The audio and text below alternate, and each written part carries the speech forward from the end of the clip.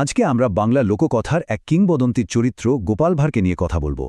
তার একটা অসাধারণ গল্পে আমরা দেখব কিভাবে ক্ষুরধার বুদ্ধি দিয়ে অসীম লোভকে হারিয়ে দেওয়া যায়। এটা বলা যেতে পারে বুদ্ধিমত্তা আর লোভের এক ক্লাসিক লড়াই। তো গল্পটা শুরু হচ্ছে এমন একটা সময়ে যখন কৃষ্ণনগর রাজ্যে একটা নয় দুটো বড় সংকট একসাথে এসে হাজির হয়। ভাবা যায়, প্রথম সংকটটা ছিল প্রাকৃতিক। এক ভয়ঙ্কর ঝড় এসে পুরো রাজ্যকে প্রায় তছনছ করে দিল।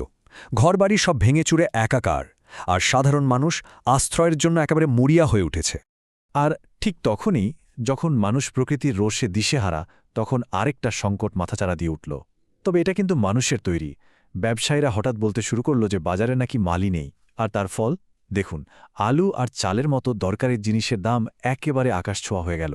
এমনিতেই বন্যায় বিপর্যস্ত মানুষ, তার উপরে মূল্যবৃদ্ধি, তাদের ওপর চাপটা কতটা বেড়েছিল একবার ভাবুন। তো প্রজাদের এই কষ্ট দেখে রাজা একটা দারুণ সমাধানের কথা ভাবলেন, কিন্তু মুশকিল হল তার নিজের মন্ত্রী সেই সমাধানের পথে সবচেয়ে বড় বাধা হয়ে দাঁড়াল। রাজার প্রস্তাবটা ছিল খুব সহজ আর কার্যকরী। তিনি বললেন তার যে বিশাল পৈতৃক বাড়িটা খালি পড়ে আছে সেখানেই গৃহহীন গ্রামবাসীদের আশ্রয় দেওয়া হোক। বাড়িটা নিরাপদ, শুকনো আর খুব মজবুত। কিন্তু মন্ত্রী সঙ্গে সঙ্গে বেঁকে বসলেন। তিনি এমন একটা ছবি আঁকলেন যেন ওই বাড়িটা একটা ভয়ঙ্কর জায়গা। বললেন, ওটা তো একটা বিপদ জঙ্গল, ভেতরে সাপ খোপ আর কত কি যে আছে। তার মতে ওই জায়গাটা মানুষের থাকার জন্য, বিশেষ করে বাচ্চাদের জন্য একদমই ঠিক না। তাহলে মন্ত্রী কি সমাধান দিলেন? না, রাজপ্রাসাদের পিছনে মুষলধারে বৃষ্টির মধ্যে কয়েকটা পাতলা ত্রিপল টাঙিয়ে দেওয়ার। একবার ভাবুন, একটা মজবুত বাড়ির বদলে ঝোড়ো হাওয়া আর বৃষ্টির মধ্যে ওইটুকু আশ্রয়। এটা তো পরিবারগুলোকে একরকম অসহায়ভাবে ফেলে রাখারই শামিল। আর ঠিক এই সময়ই গল্পে এন্ট্রি হয় আমাদের নায়ক গোপাল ভাঁড়ের। গোপাল দেখল ওই ত্রিপলের নিচে থেকে বাচ্চারা বৃষ্টিতে ভিজে অসুস্থ হয়ে পড়ছে। তখনই ওর মাথায় এলো, ব্যাপারটা এত সহজ নয়, নিশ্চয়ই কিছু একটা গোলমাল আছে। সে ঠিক করল মন্ত্রীর কথাটা একটু খতিয়ে দেখতে হবে। তো রাজার কাছ থেকে অনুমতি নিয়ে গোপাল গেল সেই অট্টালিকা দেখতে। আর গিয়েই প্রথম যে ধাক্কাটা খেল সেটা হলো রাজার দেওয়া চাবি দিয়ে তালাটা খুলছেই না, কারণ তালাটা একদম নতুন। একটা পরিত্যক্ত বাড়ির দরজায় নতুন তালা কেন?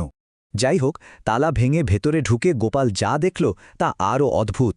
বাইরে থেকে দেখলে মনে হবে মন্ত্রীর কথাই সত্যি, আগাছায় ভরা একটা জঙ্গল। কিন্তু ভেতরটা একেবারে ঝকঝকে তকতকে, দেখলেই বোঝা যায় যে নিয়মিত পরিষ্কার করা হয়। এই যে বাইরের আর ভেতরের এত অমিল, এটাই গোপালকে বুঝিয়ে দিল যে মন্ত্রীর নির্ঘাত কিছু একটা লুকাচ্ছে। গোপালের সন্দেহটা আরও পোক্ত হল যখন সে ভেতরে আর একটা তালাবন্ধ দরজা দেখতে পেল। সেই তালাটাও নতুন। তখন সে পুরোপুরি নিশ্চিত হয়ে গেল এই বাড়িটা পরিত্যক্ত তো নয়ই, বরং কোনো গোপন কাজে এটা নিয়মিত ব্যবহার করা হচ্ছে। এবার গোপাল ঠিক করল চোরকে হাতে নাতে ধরতে হবে। সে একটা ফাঁদ পাতল, সোজা গিয়ে অন্ধকারের মধ্যে লুকিয়ে পড়ল। অপেক্ষা করতে লাগল কে আসে, কে এই বাড়ির ব্যবহারকারী, সেটা নিজের চোখে দেখার জন্য। আর বেশিক্ষণ অপেক্ষা করতে হলো না। বৃষ্টির মধ্যেই একটা ছায়ামূর্তি এসে হাজির হলো, আর সেটা আর কেউ নয়, স্বয়ং মন্ত্রী। ব্যাস, প্রমাণ হয়ে গেল যে এই পরিত্যক্ত বাড়ির পেছনে আসলে তারই কোনো গোপন মতলব আছে। দরজার ভাঙা তালাটা দেখা মাত্রই মন্ত্রী ভয়ে চিৎকার করে উঠল। কিন্তু কি বলে চিৎকার করল? অনুপ্রবেশকারী ঢুকেছে বলে নয়। সে চেঁচিয়ে বলল, আমার সঞ্চয় সব কি চুরি হয়ে গেল? ভাবুন একবার, নিজের মুখে নিজের অপরাধ কবুল করে ফেলল। আর ওই তালাবন্ধ ঘরের ভেতরে গোপাল খুঁজে পেল মন্ত্রীর সেই সঞ্চয়। কি ছিল সেই সঞ্চয়? বিপুল পরিমাণ চাল, ডাল, শস্য। অর্থাৎ মন্ত্রী নিজেই বাজারে একটা কৃত্রিম খাদ্য সংকট তৈরি করেছিল। কেন? যাতে প্রজাদের দুর্দশার সুযোগ নিয়ে সে কালোবাজারি করে অনেক লাভ করতে পারে। তাহলে পুরো ব্যাপারটা পরিষ্কার হয়ে গেল, তাই না?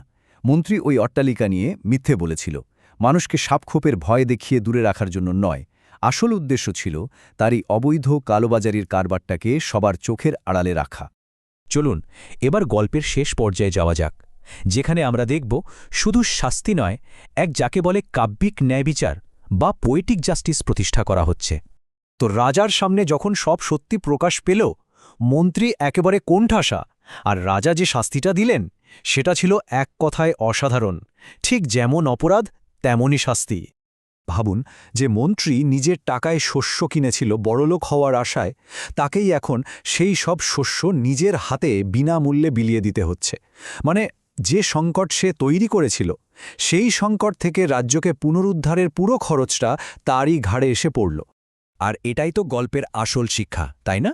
প্রথমত, বুদ্ধি আর পর্যবেক্ষণ দিয়ে কিভাবে দুর্নীতির মুখোশ খুলে দেওয়া যায়। দ্বিতীয়ত, অন্যায়ভাবে জমানো সম্পদ সমাজের কাছে ফিরিয়ে দিতেই হবে। আর সবশেষে, সত্যিকারের ন্যায়বিচার তখনই হয় যখন অপরাধীকে নিজের হাতে তার তৈরি করা নোংরা পরিষ্কার করতে বাধ্য করা হয়। এটা আসলে সিস্টেমের লোভের বিরুদ্ধে সাধারণ বুদ্ধির জয়ের এক চিরন্তন গল্প। গল্পটা শেষ হলেও একটা প্রশ্ন কিন্তু রেখে যায়। ভাবুন তো, শস্য মজুত করার এই এত পুরনো একটা গল্প আজকের দিনে দাঁড়িয়েও কতটা প্রাসঙ্গিক মনে হয়, তাই না? এটা আমাদের ভাবতে বাধ্য করে যে একটা সংকটের সময় কোনটা চতুর ব্যবসা আর কোনটা অপরাধমূলক লোভ, এই দুটোর মধ্যেকার সূক্ষ্ম রেখাটা ঠিক কোথায়।